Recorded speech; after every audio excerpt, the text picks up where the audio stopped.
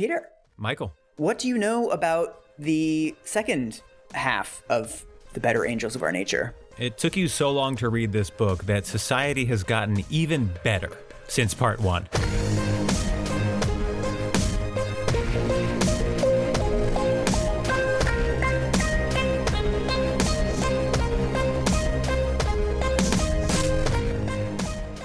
Last time on If Books Could Kill. Yes, recap us, Peter, because we did a whole nother episode in between. Thousands of years ago, everyone was constantly killing each other. Mm-hmm. Now, it's very rare. Mm-hmm. This is due to society growing over the years, mostly because some very smart white boys in the 1700s published some books about how it actually makes tons of sense to be good and nice. Yes, if last episode was about all of the things we learned from some very smart white boys, this is all about how some Black people and women and gay people have some good ideas, but they're also a little misguided. And haven't they gone a little too far?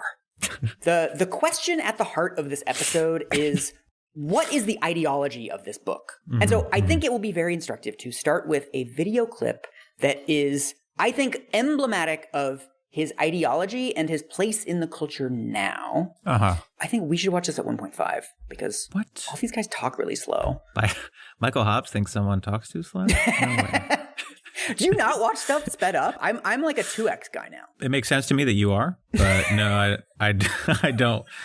I like to hear the normal human cadence, all right? And as a result, you and I basically talk at completely different speeds. Yeah, it's basically like WAP. One of us is Megan Thee Stallion and one of us is Cardi B. Yeah, that's also the comparison I would make. The other way in which I do agree with my fellow panelists that political correctness has done political correctness an enormous amount of harm in the sliver of the population that might be, wouldn't want to say persuadable, but certainly whose affiliation might be up for grabs, comes from the often highly literate, highly intelligent people who gravitate to the alt-right, media savvy, when they are exposed to the first time to true statements that have never been voiced in college campuses or in the New York Times or in respectable media, that are almost like a bacillus to which they have no immunity and no defense against taking them to what we might consider to be rather repellent conclusions. Let me give you some examples. So here is a fact that's going to sound ragingly controversial, but is not, and that is that capitalist societies are better than communist ones. Capitalism. Ask yourself I think no one has ever learned in America. Something no one's ever said. Would I rather live in West Germany in the 1970s or East Germany or in the 1960s? Number two, here's another one. Men and women are not identical in their life priorities, in their sexuality, and men and women give different answers as to what they want to do for a living and how much time they want to allocate to family versus career and so on. But you can't say it. You can't say it. Here's a third fact that is just not controversial, although it sounds controversial, and that is that different ethnic groups commit violent crimes at different rates. The homicide rate among African Americans is about 7 or 8 times higher than it is among European Americans. And terrorism, go to the global terrorist database and you find that worldwide the overwhelming majority of suicide terrorist acts are committed by Islamist extremist groups. All right, Peter, reactions. Peter, reactions.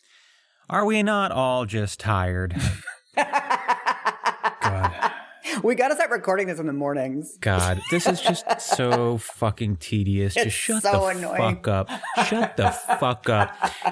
Let me address, I think, problem number 1 with this, which is the idea that these facts are censored on campus. Unsayable. Capitalist societies being more successful than communist societies is something that is fucking drilled into your brain over the course of your education. The number 1 major in America is business. Then you have like the there are differences between men and women. Like, yeah, dude, everyone believes that. Everyone. The average man is taller than the average woman. That is something you can say in any context. Then you have black people commit crimes at higher rates than white people. That's not the debate. That's not what people are debating when they debate this. They're debating the causes of that. One sort of like note about all of these conversations is that it's never truths that are uncomfortable for the like white male speaker, right? Right. Michael Clayton is not as good as you think it is. All they're really talking about is like a certain set of decontextualized facts that they love to bring up to trigger the libs. That is like all there is to this, right? It's the same like 3 facts. Right. So, okay, I am kind of winding you up in a somewhat disingenuous way. So, in late 2017, the clip that we just watched, edited the way that we just watched it. Somebody posted on Twitter and is like, look at Steven Pinker essentially defending the alt-right. Yeah. And this goes mega viral, and there's like days of just like the entire internet dunking on Steven Pinker and being like, I always hated this guy. But there is extra context to this clip. There is eventually a New York Times article called Social Media is Making Us Dumber. Here's Exhibit A. And a photo of Steven Pinker, which is not a great juxtaposition. But this article essentially puts back in the additional context and points out that this is an excerpt from a longer clip where Pinker then gives a bit more explanation. So let's go back to the clip. Now, these are unwarranted conclusions because for each one of these facts, there are very powerful counterarguments for why they don't license racism and sexism and anarcho-capitalism and so on. The fact that men and women aren't identical has no implications for whether we should discriminate against women for a number of reasons. One of them is for any traits in which the sexes differ, the two distributions have enormous amounts of overlap so that you can't draw a reliable conclusion about any individual from group averages. The principle of opposition to racism and sexism is not a factual claim that the sexes and races are indistinguishable in every aspect. It's a political and moral commitment to treat people as individuals as opposed to prejudging them by the statistics of their group. Third, we know that some of the statistical generalizations about races and sexes change over time. So what is true now may not necessarily be true in 10 or 20 years. In the case of terrorism, the majority of domestic terrorism is committed by right-wing extremist groups, not by Islamic groups within this country. And finally, in the case of the fact that capitalism is really a better system than Marxism, every successful capitalist society has regulation, has a social safety net. Now, let's say that you have never even heard anyone mention these facts. The first time you hear them, you're apt to say, number one, the truth has been withheld from me by universities, by mainstream media. Moreover, you will be vindicated when people who voice these truths are suppressed, shouted down, assaulted. All the more reason to believe that the left, that the mainstream media, that universities can't handle the truth. Okay, so you made me look quite foolish. On purpose.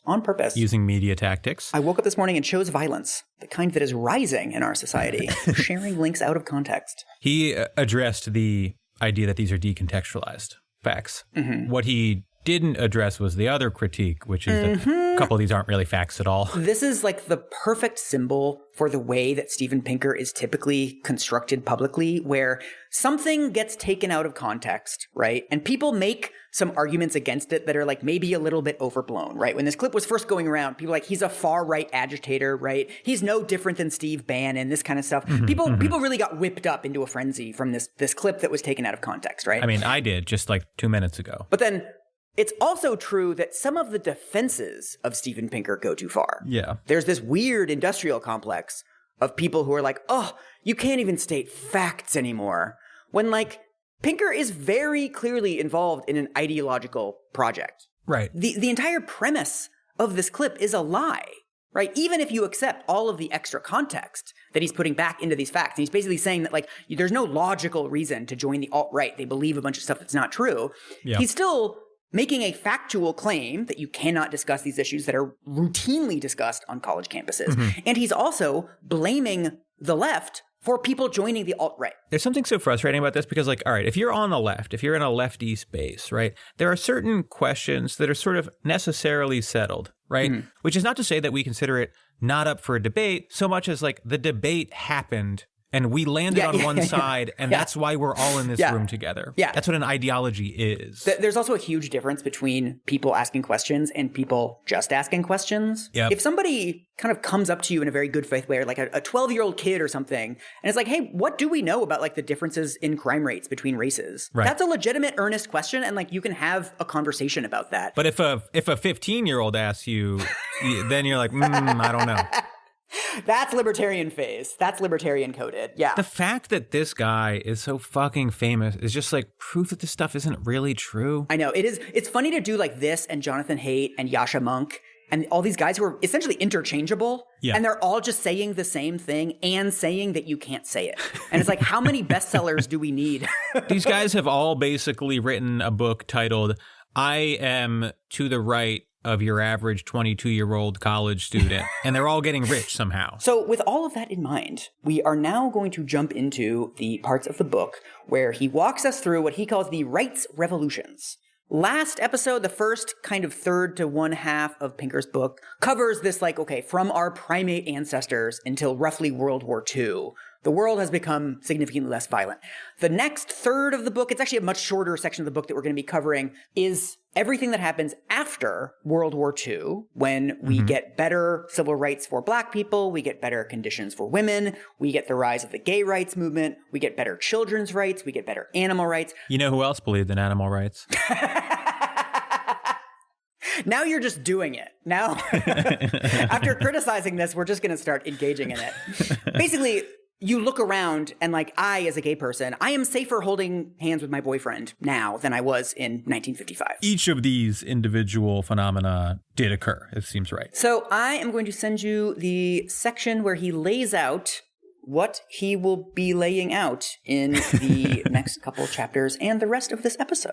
The rights revolutions have brought us measurable and substantial declines in many categories of violence, but many people resist acknowledging the victories, partly out of ignorance of the statistics, partly because of a mission creep that encourages activists to keep up the pressure by denying that progress has been made. Activists are denying it. The racial oppression that inspired the first generations of the civil rights movement played out in lynchings, night raids, anti-Black pogroms, and physical intimidation at the ballot box. In a typical battle of today, it may consist of African-American drivers being pulled over more often on the highways.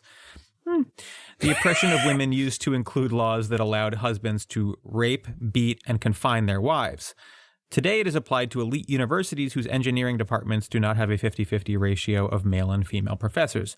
The battle for gay rights has progressed from repealing laws that execute, mutilate, or imprison homosexual men to repealing laws that define marriage as a contract between a man and a woman. None of this means we should be satisfied with the status quo or disparage the efforts to combat remaining discrimination and mistreatment. It's just to remind us that the first goal of any rights movement is to protect its beneficiaries from being assaulted or killed. These victories, even if partial, are moments we should acknowledge, savor, and seek to understand. All we're trying to do here is seek to understand. All we're doing is pointing out some trends. Just a reminder. Just a reminder. That should be the name of this book. Just a reminder. It's true that the civil rights efforts of today are designed to alleviate what you could characterize as lesser harms. Yep. But the idea that we need to be reminded, right? He says in here, like, look, I'm not trying to endorse the status quo. It's like, okay, but then what are you trying to do? I don't get it. The thing is, I think one of the core weaknesses of this book is his, I think, very genuine belief that it is not ideological. The fact that he's like, oh, I'm just pointing out these statistical trends prevents him from saying what his point is. Because, like, yes, these things are true. And I think, maybe they should be more broadly understood, right? If we have a reduction in crime rates, it's important for us to know why that happened, right? That's like something that society is interested in. However, there's something weird about bringing every conversation about injustice back to the fact that it was worse 100 years ago. Yeah. This argument, things used to be worse, would have been true at any point in the nation's history, right? You could go up to Rosa Parks and say, well, why are you complaining about this bus thing 100 years ago? You would have been enslaved. No, yeah. I mean, look, Go back and look at what senators and representatives were saying about the civil rights movement. Yeah. Look how much better this has gotten. This has always been a reactionary line of argument. You can't try to reframe it as like a non-ideological thing. It's just not. Speaking of civil rights, so the first category that he walks us through is civil rights and the decline of lynching and racial pogroms. So he points out, correctly, that lynchings were extremely routine in the United States. They began falling in the 1800s. They were relatively rare by the 1940s. Mm-hmm. And then he gets to hate crimes now. He says, 5 African Americans were murdered because of their race in 1996, the first year in which records were published. And the number has since gone down to 1 per year. In a country with 17,000 murders a year, hate crime murders have fallen into statistical noise. He also talks about assaults, which of course are much more numerous. He says, though the absolute numbers of racially motivated incidents are alarming, several hundred assaults, several hundred aggravated assaults, and 1,000 acts of intimidation a year, they have to be put in the context of American crime numbers during much of that period, which included 1 million aggravated assaults per year. Mm-hmm. We essentially do not have these things anymore. Hate crimes are now so rare in America, it's now in the single digits in a country of 330 million people, which is a massive form of progress. This is his argument. Okay. Probably relies on the reliability of hate crime stats a little too much, but I hear you, It's very telling where he uses like different data sources, right? Because there's essentially only 2 ways to measure crime, right? One of them is reports filed to police, right? And the other is the National Crime Victimization Survey, where they survey tens of thousands of people across the United States, and they ask them, were you a victim of a mugging this year? Did your car get stolen this year? And that basically corrects for the fact that the majority of crimes are not reported to police. Right. If you look at the official rate of hate crimes, it is true. I looked this up for 2021. There were only 18 murders in America that were officially tallied as hate crimes, and that's out of 21,000 murders. So less than 1 in 1,000 murders is a hate crime. Mm-hmm. There is also, however, a 2017 ProPublica article called Why America Fails at Gathering Hate Crime Statistics. And of course, this comes out way after Pinker's book. But even at the time, there are numerous publications showing that hate crimes are kind of notoriously difficult to measure, right? Because obviously bias can play into a violent act in ways that don't involve somebody yelling a slur at you. Right. And also, there's huge problems with every link in the chain of reporting hate crimes. That, first of all, a lot of people do not report, if you're the victim of an assault or a mugging or something, most of those just never get reported to the police anyway. Oftentimes the police don't really ask about things like whether anything was said or there was any indication that there was a hate crime.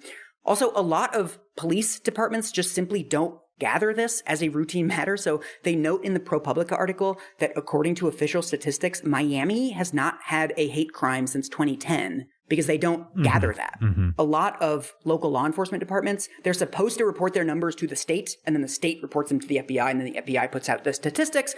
But a lot of states do not tally these statistics. So they note that the Orlando Police Department had 5 hate crimes for 2015, but the Florida Law Enforcement Department says there were 0 hate crimes in Orlando in 2015. Uh-huh. There's also huge problems with state laws. So Alabama's hate crimes law does not include sexual orientation as a grounds for hate crimes. So there's never been a homophobic hate crime in Alabama. Congrats to them. Yeah.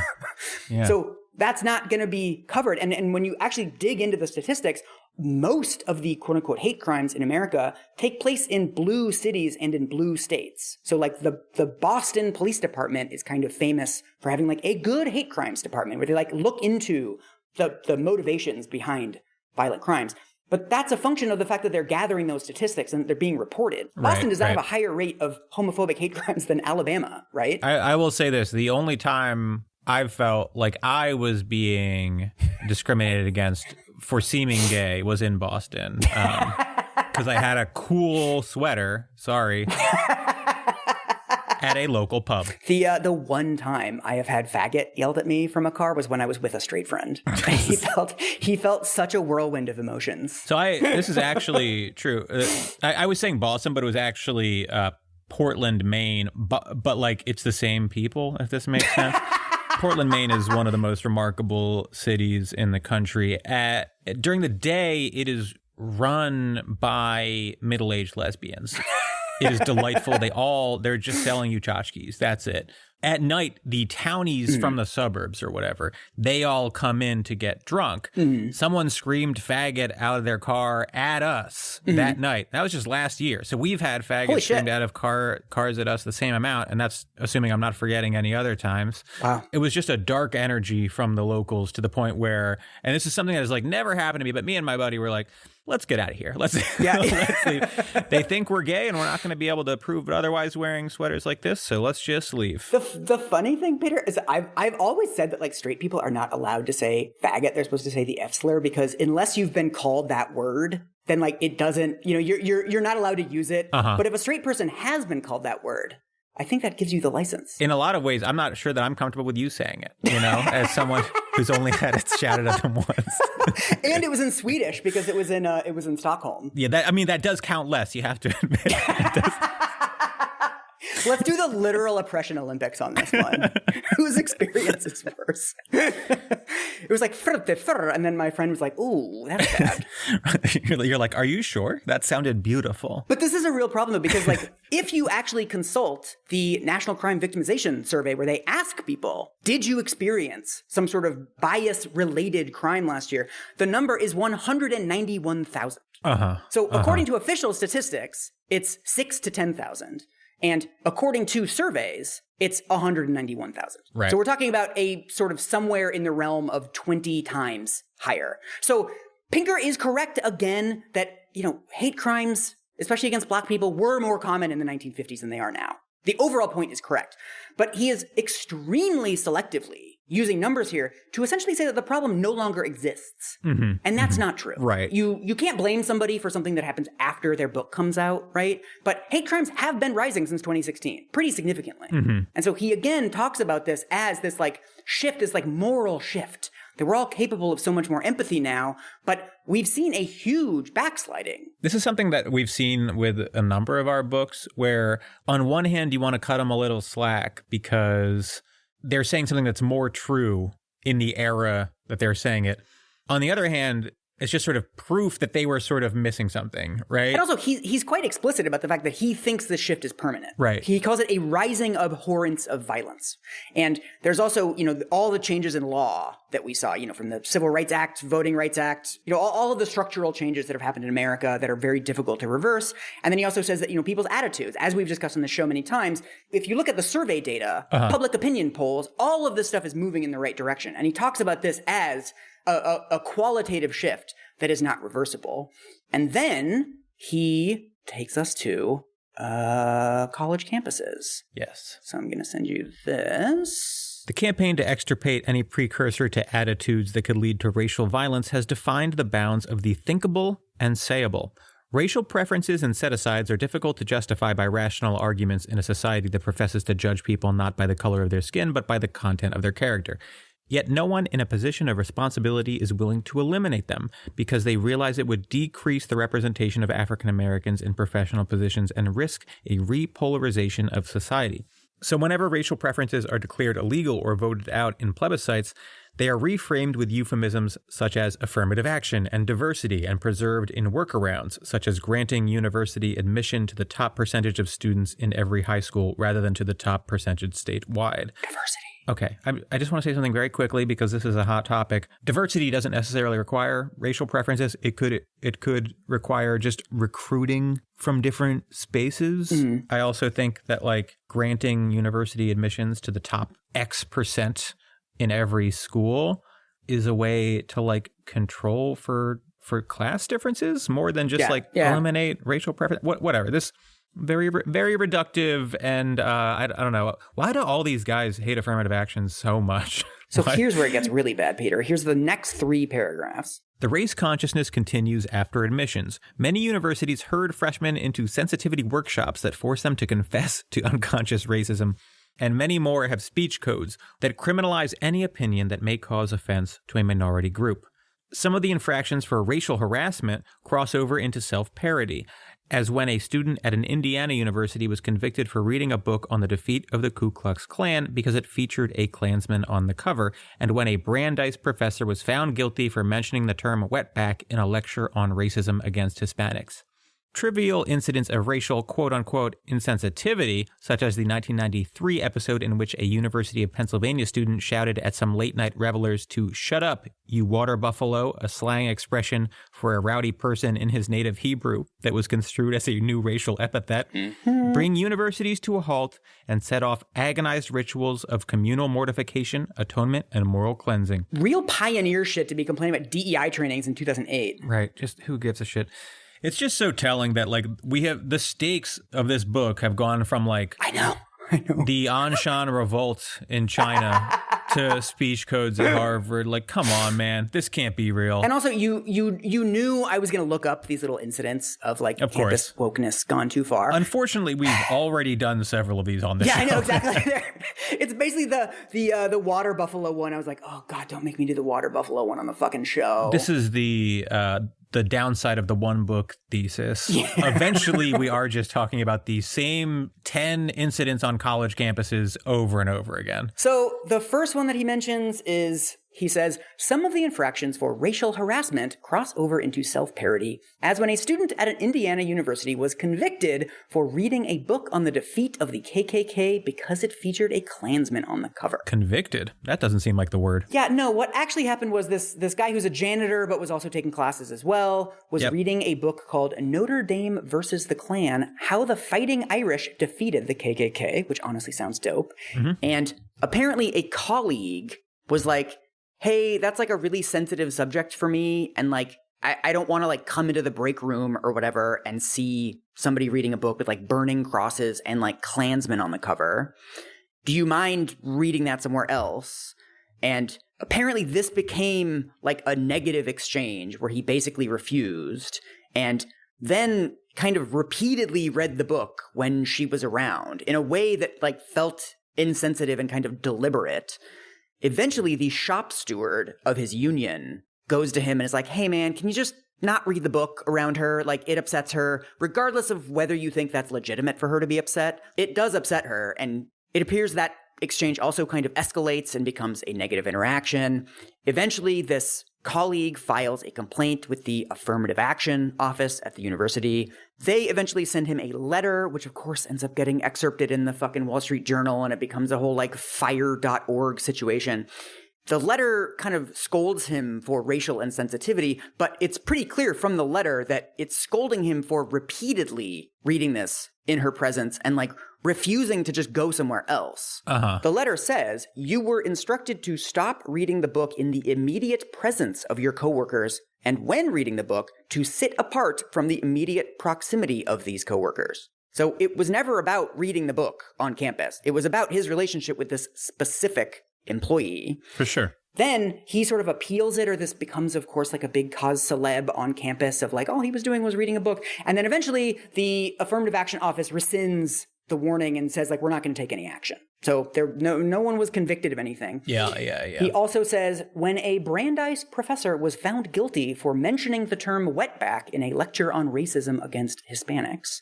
This does not appear to be true. There is an article about this in the student newspaper at Brandeis where they interview the student who filed the complaint.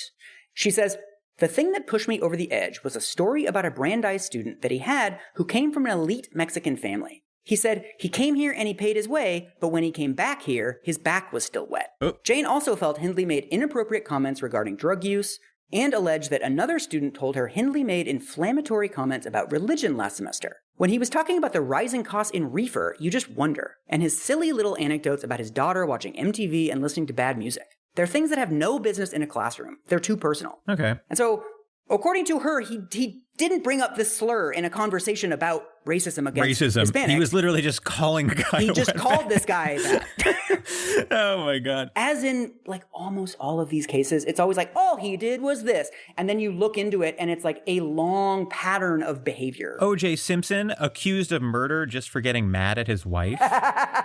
Obviously, the point that they're all trying to make in bringing these up is that these are emblematic incidents, emblematic of a PC culture run amok. But the thing is, if they are emblematic, then you should have more than 10. The worst one is, again, Better Angels comes out in 2008. He's using an anecdote from the University of Pennsylvania from 1993. And this is like the guy is shouting at black students, right? Yes. And he says, "Shut up, you water buffalo." And the black student is haven't heard that one before, but it doesn't feel good. Yeah. And then he's like, actually, in Hebrew, it's not racist. It's just a rowdy person. This is actually significantly worse than Pinker makes it sound. This became, of course, a fucking national story because it showed up in the Wall Street Journal. The two women who made the complaint, they were practicing a dance routine in the courtyard that was sort of flanked by a bunch of different buildings. So people could hear from their rooms. Okay. So this is from the Washington Post. Their faculty advisor says they were called the N-word, bitch, and fat asses. Okay. They said they also heard someone yell, "Shut up, you black water buffaloes. Go back to the zoo where you belong." When they summoned university police to investigate, only Eden Jacobovitz, this is the guy who yelled the water buffalo thing, admitted yelling anything. Jacobovitz said today he did not use the words black water buffaloes. So they heard him say, "Shut up, you black water buffaloes," which is pretty fucking different than "Shut up, you water buffaloes." Yeah. And he also admits to saying this thing, "There's a zoo about a mile from here." Okay. So okay. This was very obviously a fucking racist incident in which students were being called the fucking N-word, and then suddenly this becomes a scandal about their oversensitivity. Yeah, they're having slurs hurled at them, and then they hear what in context feels a lot like a new slur. Yeah. Oh, this is just a fresh slur. You got 5 people shouting the N-word, and then someone shouts water buffalo, and you're not going to be like, oh, well, maybe that's race neutral. The school basically said that they wanted him to apologize. He wasn't expelled or anything. He is defended by the ACLU, and he kind of litigates this away, and eventually the two women withdraw the complaint. Right. And so nothing happens. Incredible. So that was I don't even know if that's a detour, but it's our detour into debunking Pinker's weird fucking detour onto elite college campuses. In his book about societal violence. I'm sorry, it's very funny to be in chapter 1, only 75 million people died in World War II. Chapter 2, there's this guy at Indiana University who got in trouble for reading a book with a Klansman on the cover. Okay, so that was the civil rights movement. And now we're going to talk about women's rights and the decline of rape and battering. Okay. As you may be able to tell, this is a section that's going to include very detailed discussions of rape and sexual assault and rape statistics and stuff. So Pinker actually has a relatively good intro to this section. He talks about how rape was extremely routine throughout much of human history, and it's almost always been prohibited in law, but it was prohibited as a violation of property, right? That when you rape a woman, it's either her father's property or her husband's property. And it's only essentially in the post-war world where the victimization of women came to be seen as bad because women were victimized. Right. They're there's a human being in there. Yeah, exactly. And so he gives a lot of this credit to a 1975 book by Susan Brown Miller called Against Our Will.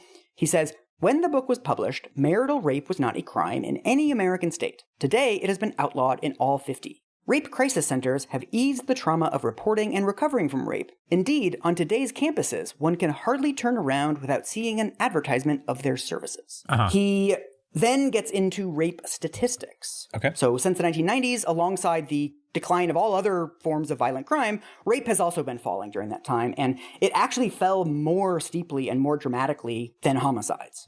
So we've seen a huge decline in the number of women who report that they've been raped in the last year.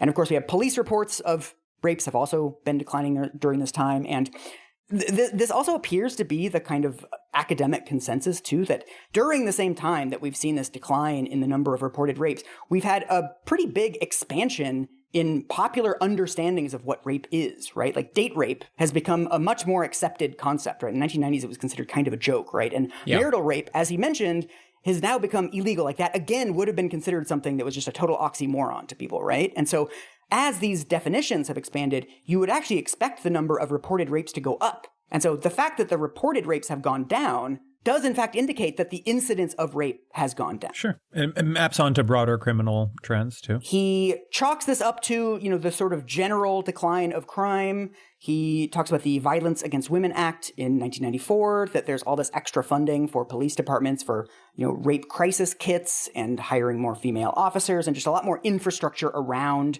getting women to report. And once they report, actually being effective at it.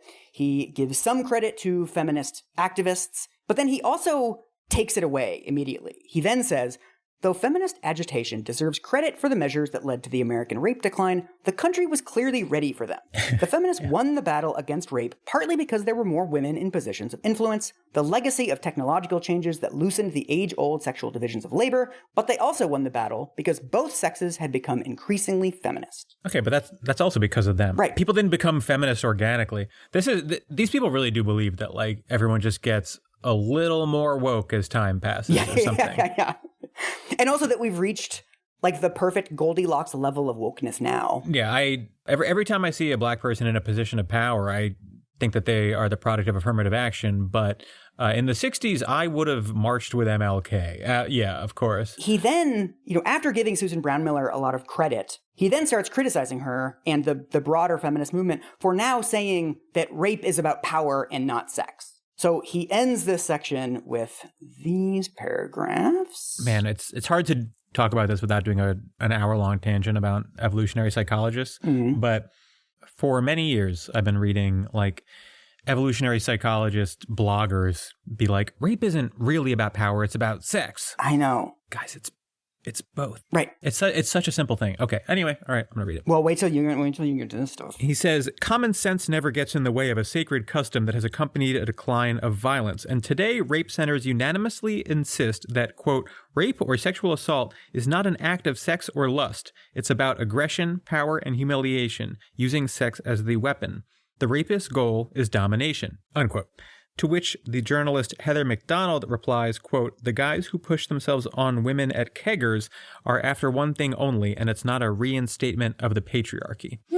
If the point is like rape can't be divorced from sex, then sure, but I think the whole rape is about power concept is meant to illustrate that sex cannot be divorced from power. Yeah. Which, by the way, like every like alt-right freak actually understands if you just frame it differently. Like the whole like archetype of the isolated male, the incel, who cannot communicate with women, cannot connect with women, isn't getting laid.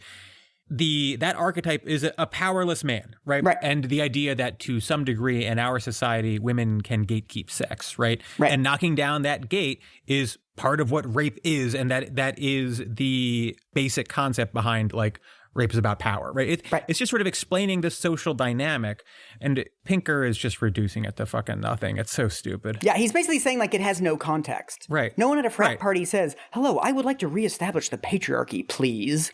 But like there are things going on at unconscious levels of what people feel like they have permission to do, what they're entitled to. And that does, in fact, take into account things like patriarchy, right? How you're socialized is like, no, you owe me this. That does actually come from like broader social structures. And like that's all anyone is really saying. Yeah. So read the rest of it. I just sent you the next two paragraphs. Because of the sacred belief, rape counselors foist advice on students that no responsible parent would ever give a daughter. When McDonald asked the associate director of an office of sexual assault prevention at a major university whether they encourage students to exercise good judgment with guidelines like don't get drunk, don't get into bed with a guy, and don't take off your clothes or allow them to be removed, she replied, I am uncomfortable with the idea. This indicates that if female students are raped, it could be their fault. I would never allow my staff or myself to send the message it is the victim's fault due to their dress or lack of restraint in any way. Fortunately, the students whom McDonald interviewed did not let the sexual correctness get in the way of their own common sense. Which is another way of saying that they didn't actually need to be given this advice, but whatever. Right. Yeah. I mean, this sort of collapses a bunch of things, but I love it when people are like, why aren't you telling students not to get drunk? It's like, well, first of all, because that would never fucking work. Have you met a college student? Also, they do that. I was told not to get drunk all the time. Enough has been written about victim blaming around rape that like I don't think I have a ton to add to this conversation, really. It's just that like, what are we talking about here in the context of this book? How are we like his whole thing so far has been like the world has gotten better in all of these phenomenal ways.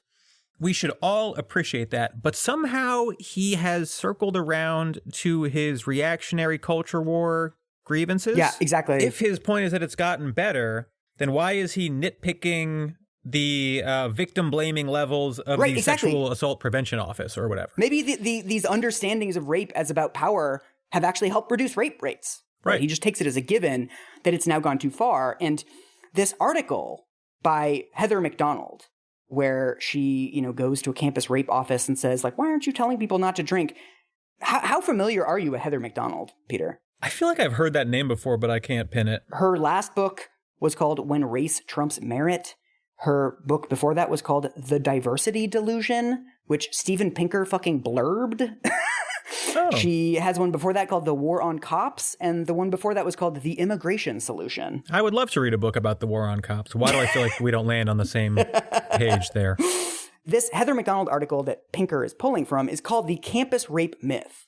And it's fucking insane. So Heather McDonald puts the term date rape in scare quotes throughout to basically imply that date rape is not a real phenomenon when that's most rapes. Right. And in this article, she says that 50% of rape claims are false, are made up. What's that based on? Yeah, exactly. She's just like, I think it's probably closer to 50. In this article, she says, a survey of sorority girls at the University of Virginia found that only 23% of the subjects whom the survey characterized as rape victims felt that they had been raped. Equally damning was a 2000 campus rape study conducted under the aegis of the Department of Justice. 65% of what the feminist researchers called completed rape victims and 3/4 of attempted rape victims said they did not think that their experiences were serious enough to report.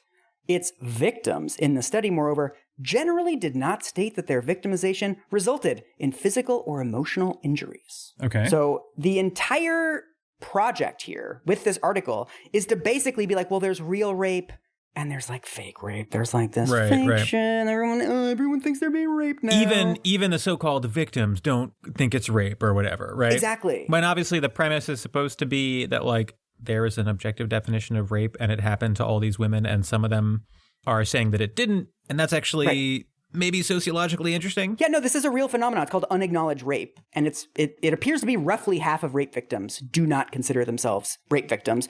Because if you're raped by a loved one, you don't want to think of that person as a rapist, right? Uh-huh. You're afraid that if you start thinking that you were raped, then you start to identify as a rape victim. And that means something, right? There's still a huge amount of stigma against rape victims in our society, right? And so this is something that you find with abuse a lot as well. If you do surveys of does your boyfriend hit you in anger? People say, well, yes. Are you a victim of abuse? No. Because that carries with it all these other connotations that you have to take on. Right. And so the fact that people do not consider themselves victims of rape, but they answer yes to have you been forced to participate in a sexual act, that doesn't take away the fact that they were raped. And it doesn't take away the fact that might be having trauma on them that they're not necessarily processing in a I was injured physically or emotionally by this. People process this in very different ways, and it's really different over time. And the thing is, if Heather McDonald has a problem with the definition of rape that they're using, then maybe she should talk about that. Right. Rather than looking at the data on who says that they were or were not sexually assaulted and being well, that means that some of these are fake. It just isn't a myth. And also Pinker is kind of whitewashing this. He cites her elsewhere in the book too, but he's citing this person who's a far right psycho. Right. Just an absolute lunatic. Yeah. And he's if you listen to Heather McDonald, who, spends her free time skeet shooting puppies.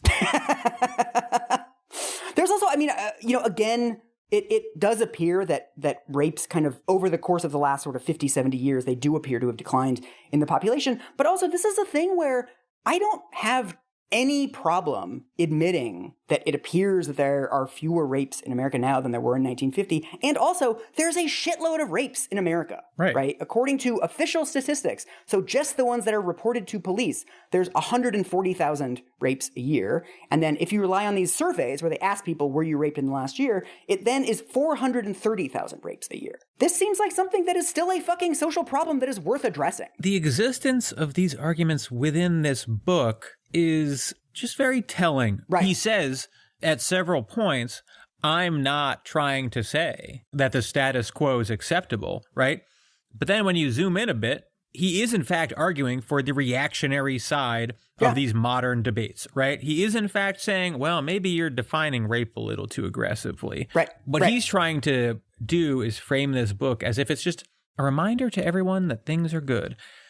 But it's so transparently actually a book that is designed to remind everyone that things are good such that the existing civil rights movements should be slowed down. I want to take us on a little detour now.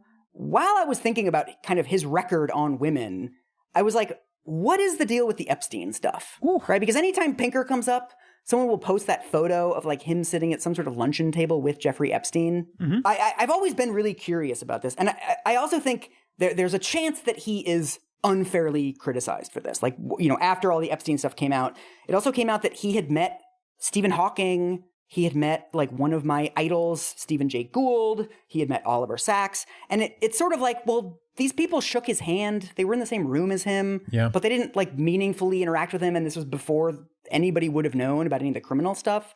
So it's sort of like, okay, you know, is Pinker just kind of like lumped in with these people, or did Pinker have like meaningful interactions with Jeffrey Epstein? I want to see a chart of financier pedophiles with private islands that happen to have met every single intellectual celebrity in American life. I want to see that charted from the year 2000 to the year 2023. You will see a drop-off from 1 to 0, which indicates that things are improving. But if you adjust for the population, Peter, it's less dramatic. That's right. So the story of Pinker and Epstein begins in 1996 when Epstein becomes friends with Alan Dershowitz. They were like very close friends. What? So Dershowitz says at the time that Jeffrey Epstein was the only person he would allow to read drafts of his book before they came out. That's why his books are so good. He would like stay at Epstein's house when he went to Florida. And at the time, Epstein was really making a name for himself as a major donor. And in 2003, Epstein gives a $30 million donation to start like a biology and something evolutionary dynamics program at Harvard, which is run by this guy, Martin Novak, who is friends with Steven Pinker. And they pretty soon after that start, it appears as sort of running in the same circle. So like Pinker is friends with Dershowitz. Pinker is also friends with this Novak guy. Mm-hmm. So I'm going to send you this. This is from Steven Pinker's later kind of denial of his associations with Epstein. I'm happy to share my encounters with Epstein. The annoying irony is that I could never stand the guy, never took research funding from him, and always tried to keep my distance. Friends and colleagues described him to me as a quantitative genius and a scientific sophisticate, and they invited me to salons and coffee clatches at which he held court. But I found him to be a kibitzer and a dilettante. He would abruptly change the subject ADD style. Problematic. PO-ADHD? Yeah. Speaking? Dismiss an observation with an adolescent wisecrack and privilege his own intuitions over systematic data. I think the dislike was mutual. According to a friend, he, quote, voted me off the island. Word choice. There's gotta, bro. Word choice. This Word is a prepared choice, statement? This is a prepared statement. He wrote this. God. He's panicking like on Survivor. There's got to be another way to say it, man. He didn't like you. Millions of idioms you could have chosen. Steven Pinker, hit me up and I will teach you how to write a denial to go on a 3-paragraph sort of description of why you didn't like him interpersonally. I know. Not only is it beside the point, it just sort of makes me think that you were in fact in consistent contact with this guy, because this is the description of someone that you know well and don't like. You know I think we should not allow Epstein's like very well documented sex crimes to overshadow the fact that he was also a giant piece of shit in like every other way. So this is from a New York Times article. On multiple occasions starting in the early 2000s, Mr. Epstein told scientists and businessmen about his ambitions to use his New Mexico ranch as a base where women would be inseminated with his sperm and would give birth to his babies. Yeah, okay, I remember this. Yeah. And then this is from later in the article. According to another scientist cultivated by Mr. Epstein, Jaron Lanier, a guest at one of the gatherings told him Epstein based his idea for a baby ranch on accounts of the repository for germinal choice, which was to be stocked with the sperm of Nobel laureates who wanted to strengthen the human gene pool. Okay. I like hearing about the Nobel laureate gene pool sperm idea. And being like, yeah, I want to do the same thing, but it's just me, Jeff. I know. And also I cut a little parenthetical here where it's like only one Nobel laureate had donated his sperm. I'm like, I want names. The man is like the most vile human being in history. And Steven Pinker is like, you know, he just talks about stuff he doesn't really understand. Yeah, the chit chat is garbage. That's the problem with Jeffrey Epstein, is he's just always changing the topic. So this period of having these like salons and kind of running in the same circles with Epstein appears to go from roughly 2000 to 2005 or 2006. In 2005 is when everyone finds out that Epstein is being investigated for sex with underage girls. This is really grisly stuff, and I'm not going to get too far into the details, but in the Miami Herald investigation, they quote one of his victims as saying, "Jeffrey preyed on girls who were in a bad way, girls who were basically homeless. He went after girls who he thought no one would listen to, and he was right." A coordinated system Yes. of pedophilia. Exactly. And we also know from the fact that his fucking plane was called like the Lolita Express and shit, that this was like an open secret among people who knew him. Right. So Epstein starts to get investigated in 2005. In 2006, he hires Alan Dershowitz to be his lawyer. And Pinker is friends with Dershowitz, remember? A lot of this is from an article in Nation called Jeffrey Epstein's Science of Sleaze. Mm-hmm. The entire legal defense of Epstein is under this underage prostitution federal statute that is kind of known as the Internet Lurking statute.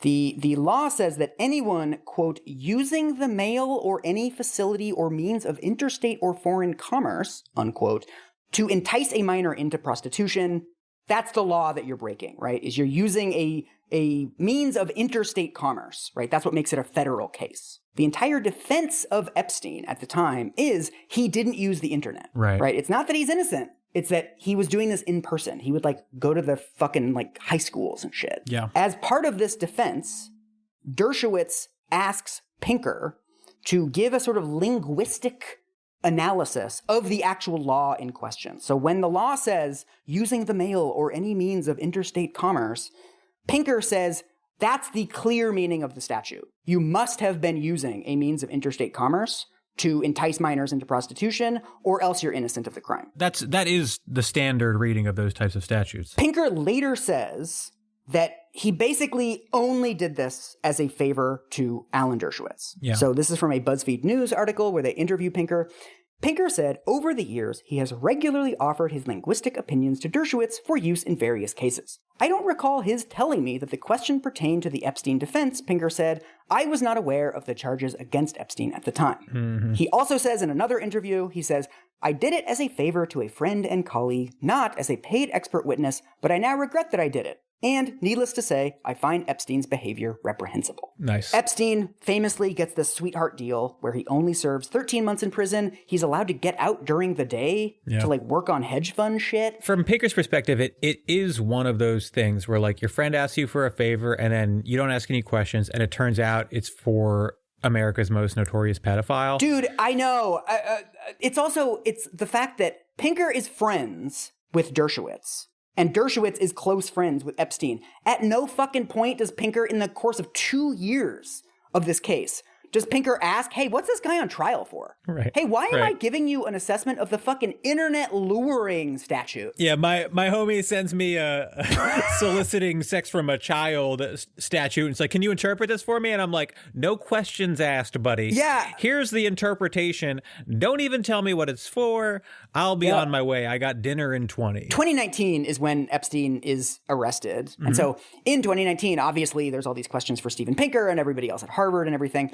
And so Pinker writes a very detailed response. This is where he says, like, I only met the guy a couple times and he has ADHD and everything. Yeah. So here is this. I only met him a couple times on his breeding ranch. He says, since I was often the most recognizable person in the room, someone would snap a picture. Some of them resurfaced this past week, circulated by people who disagree with me on various topics and apparently believe that the photos are effective arguments. This picture of me with a pedophile is ad hominem.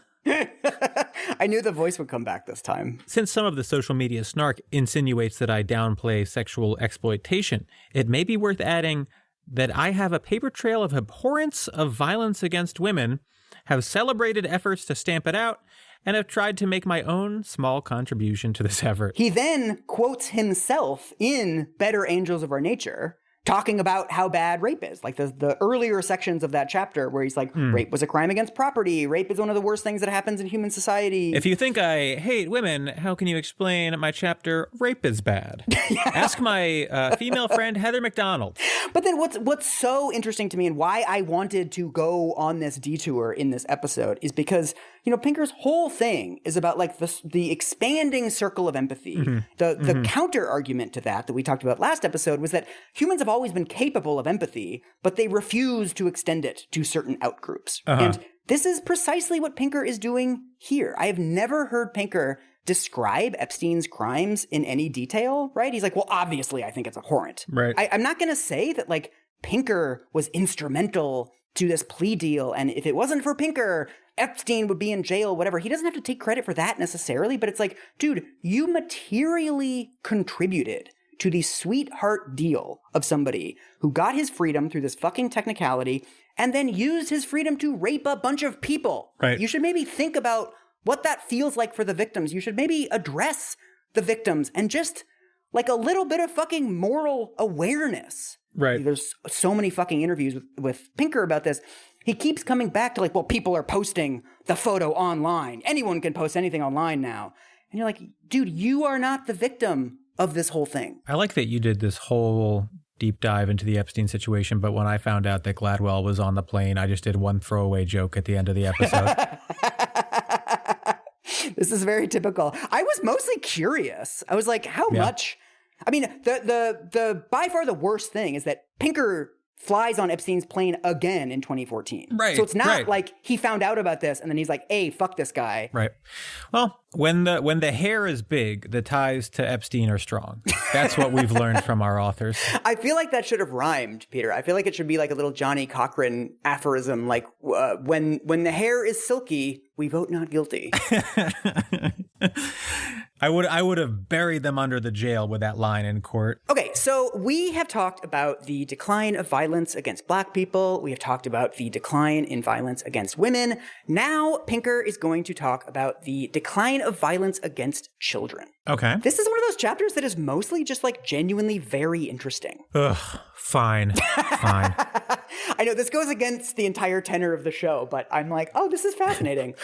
So basically, like, children being hit by their parents was like essentially universal throughout most of American history. There's Pinker cites a survey from the late 1800s asking people if they were beaten like with objects, like with a belt or a stick by their parents in the late 1800s, and like 100% of people say yes. Yeah. And one of the things that me and Sarah talked about a lot on You're Wrong About was about really like the invention of the concept of child abuse. There was a really famous article in 1962 in JAMA called The Battered Child Syndrome that was basically by this radiologist who had looked at x-rays of kids and had seen many with like numerous broken bones or bones that had been broken more than one time, basically being like, hey, this is bad for kids. I was picturing like two children in a trench coat just typing an article called like, this sucks. So Pinker cites this survey from 1976 where they ask people, is child abuse a problem in this country? And 10% say yes. And when they do the same poll in 1999, 90% of people say yes. There's a researcher named David Finkelhor who is kind of the country's like main expert on child sexual abuse. And he's been writing about this since the 1990s, that there's different forms of measurement of this. There's different kinds of ways that you can find out child abuse. Obviously, it's like not the easiest thing to track. But essentially, when you look at the data, every single data source indicates that there is now less child abuse and less child sexual abuse than there was starting in the early 1990s. Okay. The causes of this are very complicated. Of course, Pinker says that like it all began with the Enlightenment. He quotes this thing from John Locke from like 1693. I feel like sometimes when people are writing these historical narratives, they compress very long periods of time into shorter periods of time in their brain. Like 1693 was 250 years. I know. And this didn't budge. Right. And with no movement at all. I'm trying to give him some credit because I want to wait to like go after him for the bad shit. And this is like all like, this is misdemeanor as far as Pinker goes. I'm like, yeah, whatever, the Enlightenment. Sure. It was John Locke did this. Great. I feel like a lot of philosophers like to imagine that like the philosophical idea came first, right? Yeah. But it sounds like what really happened was one guy working on the ground was sort of like, hey, I've got a lot of evidence that this is awful. Yeah. And that's what worked, right? That it wasn't it wasn't some more principled, broader, almost abstract objection to hitting kids. Well, there's also all kinds of other longer underlying social shifts. So another thing that happened was, this was also a time when people were just having smaller families and waiting longer to have kids. You might think you would never spank your kids, but what if you had 11? I don't want to like make light of it, but honestly, right, it feels like you can sort of see with like these large families where children might die being the norm. You don't even have to explain yourself that much. The correlation between family size and child abuse is like pretty well established. Okay. Older parents tend to be less abusive. Drug use and alcohol use went down during those times. That also tends to drive abuse. A really bleak factor is that by far the best predictor of both child abuse and child sexual abuse is whether you were abused by your own parents. Sure. Another theory is that we just got better psychological medications, right? And as therapy began to be destigmatized, people who were beaten by their parents were able to like go to therapy and deal with their trauma directly rather than just passing it down to their kids, right? Uh-huh. There's also just this entire infrastructure of child protection. Right. Shortly after this first article about battered child syndrome comes out, we get mandatory reporting. I think it's like the first laws were passed for mandatory reporting in 1963, and by 1967, every state had them. Something that Pinker doesn't note, but shows up in like the secondary literature, is that one of the reasons why this caught fire so quickly, this concept of child abuse, was because it was mostly associated with like poor and minority parents. It's always a little bit weird when you find out that some objectively good step forward in the human condition was also like a little bit racist, So as Pinker describes all of this like genuinely very fascinating stuff, he of course gets to the end of the chapter where he says that this conception of childhood and our societal obsession with protecting the rights of children has now gone too far. Yeah, of course. So I'm going to send you a couple more paragraphs. Lest you forget that the entire point of the book is to say that we are at the Goldilocks point in history. We seem to have passed it right in the middle of his lifetime. Total coincidence. You're not going to believe this, but the best point in human history was 15 years ago. This is like how I think that music objectively peaked in like 2006. That's a terrible year to choose, so we're not going to get into that. I don't even know what to say. Objectively, it's whenever you were 24. Okay, fine. For a gay man to go pre-Gaga is just... All right. The historical increase in the valuation of children has entered its decadent phase. I told you, man. Yes. He's just saying it. Sorry. Decadent phase. Holy shit. Mm-hmm. Now that children are safe from being smothered on the day they are born, beaten to death by fathers, cooked in pies by stepmothers, worked to death in mines, and beaten up by bullies, experts have racked their brains for ways to eke infinitesimal increments of safety from a curve of diminishing or even reversing returns. Children are not allowed to be outside in the middle of the day, parentheses, skin cancer, to play in the grass, parentheses, deer ticks, to buy lemonade from a stand, parentheses, bacteria on lemon peel, or to lick cake batter off of spoons, parentheses, salmonella from uncooked eggs. Lawyer-vetted playgrounds have had their turf padded with rubber, their slides and monkey bars lowered to waist height, and their seesaws removed altogether. Lawyers. The lawyers did it, Peter. God, that'd be a sick job. When the producers of Sesame Street issued a set of DVDs containing classic programs from the first years of the series, 69 to 74, they included a warning on the box that the shows were not suitable for children. The program showed kids engaging in dangerous activities like climbing on monkey bars, riding tricycles without helmets, wriggling through pipes, and accepting milk and cookies from kindly strangers. Okay. So, I feel like this is another thing where I actually do sort of see the salience of his overarching point, which is like, once you have brought like the safety of children to a certain level, you get serious diminishing returns on any continued investment, right? I think that's sort of unequivocally true. But when he gets into specific examples, you're sort of like, well, the whole playing outside thing, I understand that as a complaint because there are real benefits to kids doing that. But when you're like, the swing should be more dangerous, it's like, why? Who cares? He also has this weird thing about Sesame Street having a warning label which actually is true, which is very odd. So I looked this up, and it turns out that when you buy the DVDs of the first seasons of Sesame Street, they have this little disclaimer that says, these early Sesame Street episodes are intended for grown-ups and may not suit the needs of today's preschool child. He gives a couple of examples here of like why you can't do it, because they're showing kids climbing on monkey bars, riding tricycles without helmets, wriggling through pipes, and accepting milk and cookies from kindly strangers. Yeah. He is right about the last one. The first ever episode of Sesame Street involves a little girl playing at a playground, and like a man comes up and offers her cookies and invites her home to his house. And like, of course, it's Sesame Street, so it's like this wonderful thing. She goes back to his house and like they eat cookies and drink milk, and she meets his wife, and it's just like a lovely afternoon. But like, yeah, you wouldn't do that now. Kids are pussies now. They won't even fucking go home with a stranger. It's a random guy giving them cookies on a playground. Unless you would let your child do this, then shut the fuck up about the disclaimer. There's also apparently a scene of Cookie Monster with like a pipe in his mouth, and he then eats the pipe. And I guess they don't like having tobacco products in like entertainment for very young children anymore. Sure. So like, yeah, I don't know. The norms have changed. Who cares? Right, exactly. Just who gives a shit? There's like a 10-second disclaimer so that the Sesame Street people don't get sued when you show this to your kid and then they go wriggle through a pipe. By the way, I don't know what that example is, but yeah, your kids shouldn't be trying to go Shawshank Redemption all over town. I don't know why we would want to encourage that in any way. There's also, he gives a bunch of examples about this. I mean, again, it's like the length of these. He's just like, kids can't wear scary Halloween costumes anymore. And then his example doesn't hold up at all. Oh my God. But then he also has this as another example. Another sacrament is the campaign to quarantine children from the slightest shred of a trace of a hint of a reminder of violence. In Chicago in 2009, after 25 students aged 11 to 15 took part in the age-old sport of a cafeteria food fight, they were rounded up by the police, handcuffed, herded into a paddy wagon, photographed for mugshots, and charged with reckless conduct. Okay. You know what the story is. Quick.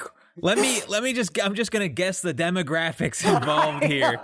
This was my first thought too. I'm like, there's no fucking way this was a bunch of white kids got arrested for a fucking food fight, dude. No fucking way. And he's kind of like, why would the liberals do this, right? Like all this child safety stuff has gone too far. It's like, this is not a liberal movement to put like cops in the fucking schools, dude. Yeah, that's the lesson that Steven Pinker takes from this is like, yeah, we're protecting kids from violence when like 25 kids just get arrested. So I found this school. It is a charter school on the south side of Chicago. I do not know its demographics in the year when this happened, but its demographics now are 99.6% black enrollment. We just got past the like racism is kind of over now section, and now we're in the also children are too safe section, and one of his examples is just a up and down, very clear example of racism. Yep. I'm sorry, but how do you not read this and immediately clock what's going on?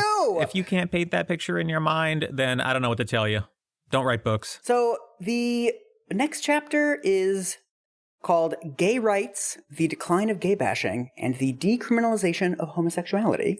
And as you can imagine, it is about violence against gay people. He goes through how homosexuality was prohibited almost everywhere for most of human history. And then, of course, Enlightenment thinkers started to lift this a little bit. I was like, fuck off, Pinker. But then I double-checked, and it's true. Jeremy Bentham wrote a whole thing about, like, decriminalizing homosexuality and, like, utilitarianism, blah, blah, blah, blah, blah. No, all those Enlightenment boys were a little bit fruity. You know what I mean? Just like, okay, fair enough, Pinker. He goes through how people are much more accepting of gays now, how hate crimes against gay people have fallen steadily. And then I'm like stealing myself. I'm like, okay, here comes the part where it's like, but gay rights have gone too far now, blah, blah, blah. But he just doesn't do it. He's just like, attitudes have changed and hate crimes have gone down. And like, that's pretty cool. Nice. Anyway, next chapter. This is like, maybe 6 or 7 years before gay marriage is legalized across the country, right? Like, yeah. Maybe if he wrote this chapter now, there would be a little like, but are things too gay kind of section. But back in 2008, he didn't see it, and good for him. He then has this like ending, like weird 300 pages at the end of the book that we talked about very briefly, so I could make my Donkey Kong joke last episode. That doesn't really say anything. He has this, I looked at a bunch of other like writing that he's done. He has this whole thing about like human nature, and that like, you know, the blank slate was essentially an argument against the idea that we can like program children with whatever we want them to know, right? He says there's like innate things about humans that all of us are programmed with. But then he doesn't have a clear conception of what that actually means, right? Because he just keeps flopping back and forth that like humans have an innate tendency toward violence, but we also have an innate tendency toward peace, right? We have an innate tendency to hate each other, but we also have an innate tendency to form links of love and, you know, family bonds and community bonds. It just is sort of like, yeah, humans contain within them tendencies for bad things and tendencies for good things. When he's right, he's right. And I found it kind of like generic too. He does like, you know, the Stanford Prison Experiment and like the Milgram stuff and like the marshmallow test. And it's sort of just like a standard walkthrough. Here's an experiment from the 60s that was less ethical than any experiment that's ever been conducted since. We just hit a bunch of kids with hammers to see what would happen. The famous hammer experiment. Yeah.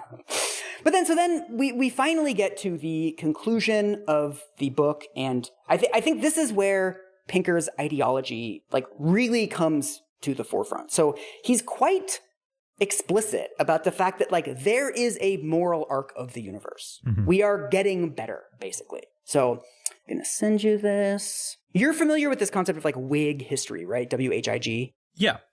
What is it? Hold on, let me Google it. Oh, do you? The gag was going to be that I was going to obviously read the first line of the Wikipedia. Okay. No, of course, Whig history or Whig historiography is an approach to historiography that presents history as a journey from an oppressive and benighted past to a glorious present. That's what I remember.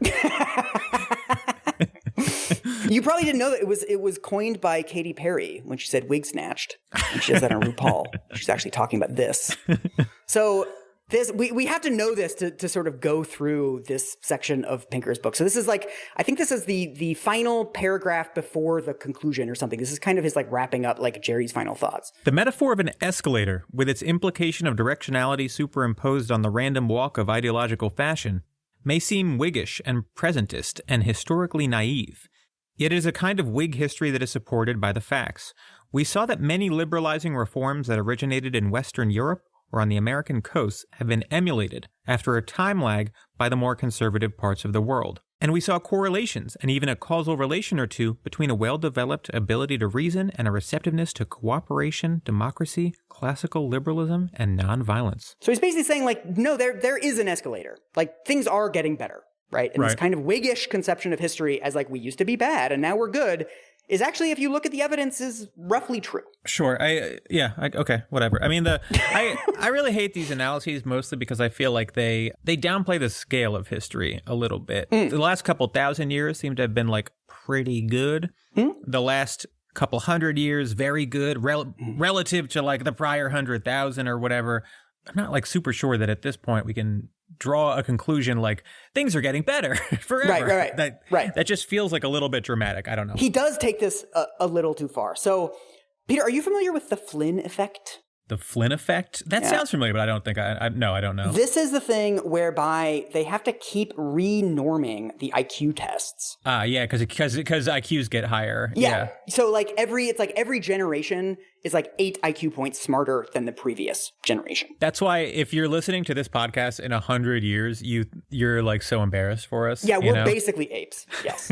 To me, I think it's probably a sign that what we're measuring in IQ tests is probably not intelligence, right? And the fact that it's getting better probably just means that formal education is becoming more common, or like it's measuring something else. But then, so he goes from this Flynn effect that like IQs are rising over time, and then he notes that, you know, if you look at the data, IQ is correlated with various measures of morality. So IQ is correlated with violent crime. People who have higher IQs are less likely to commit violent crime. That's right. People who have higher IQs are more likely to cooperate. So maybe because everybody's getting smarter, maybe that's why we see more cooperation between like economies and like different groups.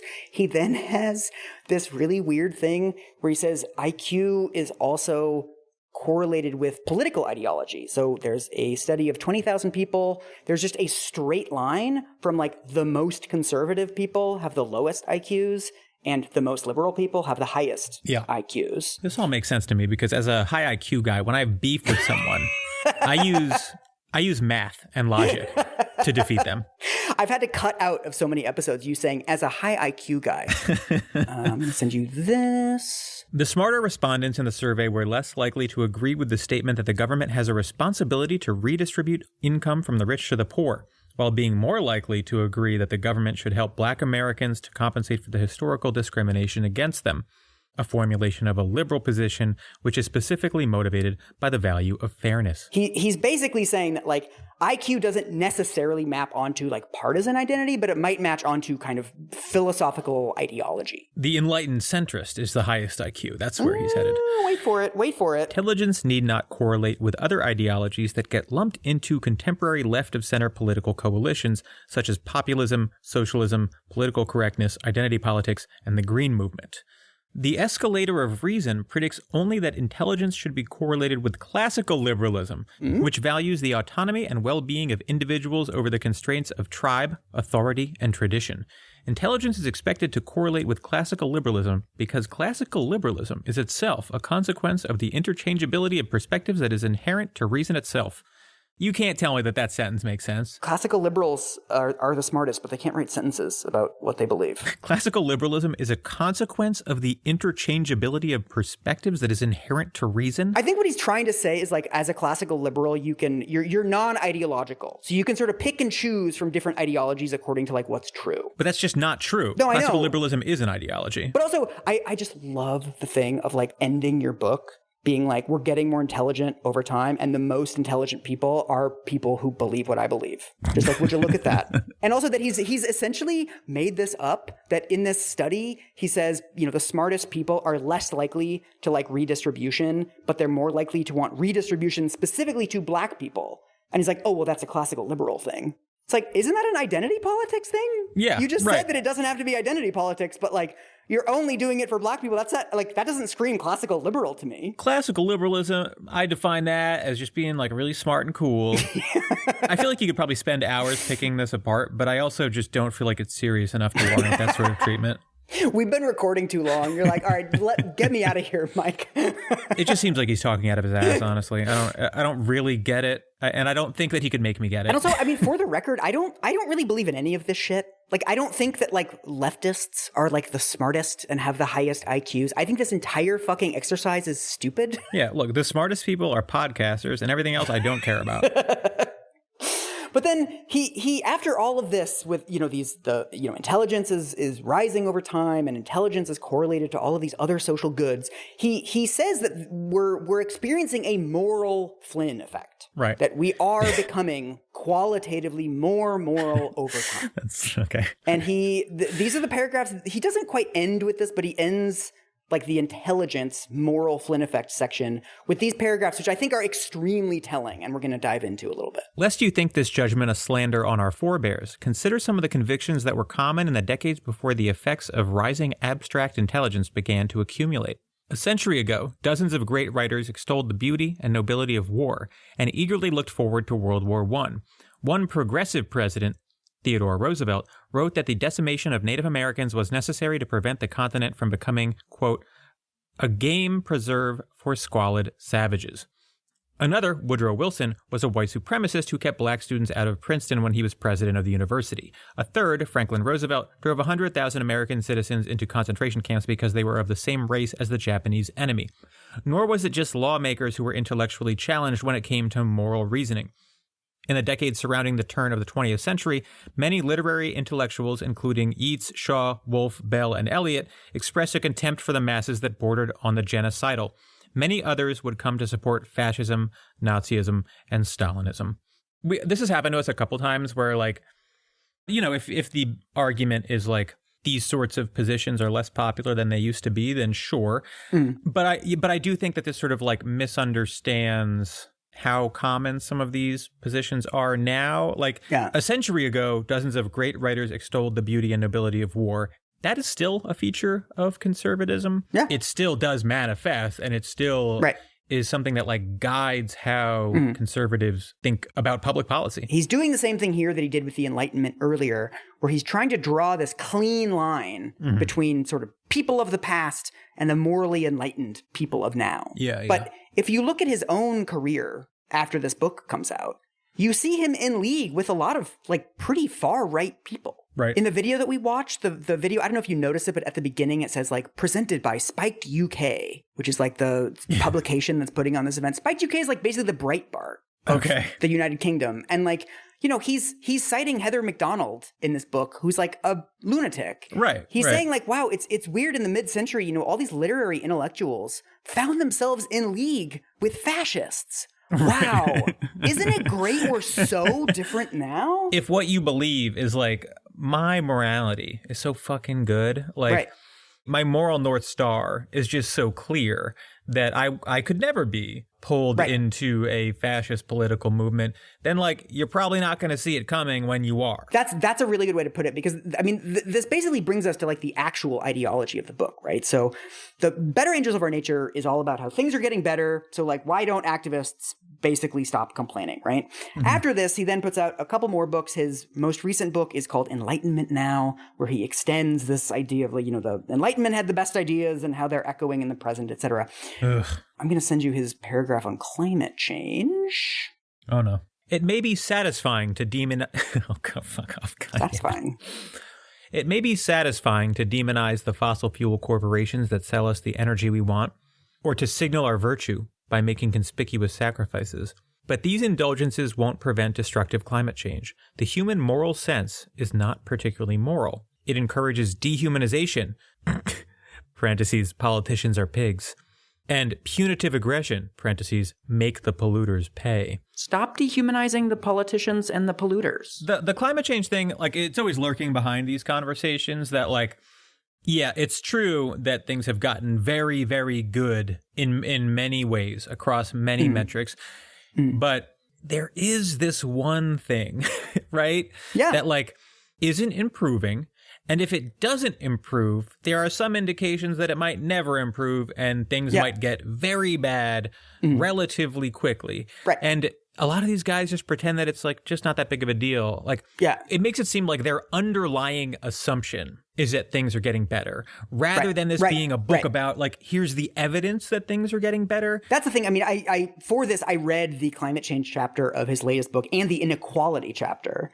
Inequality is another thing that is getting worse, right? He's like, yes, domestically, inequality, concentration of wealth, top 1%, et cetera. But globally, inequality is falling, which like is just totally fucking irrelevant to like you know, domestic politics plays out on like domestic conditions. Sorry, but like if it were the opposite, he would make the same argument in reverse, right?